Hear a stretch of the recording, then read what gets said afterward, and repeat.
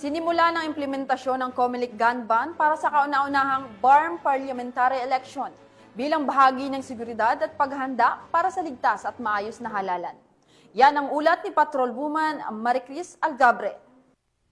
Sinimula na ang mahigpit na pagpapatupad ng COMELEC gun ban bilang bahagi ng paghahanda para sa nalalapit na first BARM parliamentary election sa darating na October 13, 2025 sa buong rehiyon ng Bangsamoro. Nito lamang ika-14 ng Agosto taong kasalukuyan.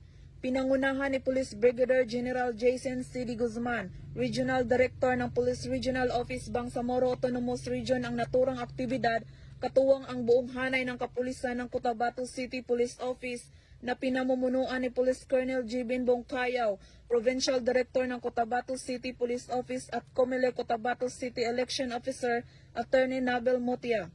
Batay sa COMELEC Resolution Number 11149, magsisimula sa August 14, 2025 ang election period at tatagal hanggang October 28, 2025.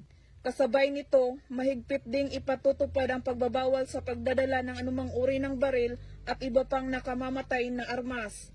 Ating previous election noong January 12, nag-implementation nationwide lahat ang checkpoint ng madaling araw.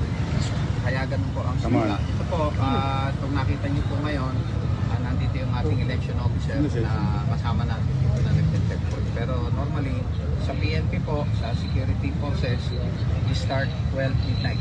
Nagabi pa po, start lang po natin.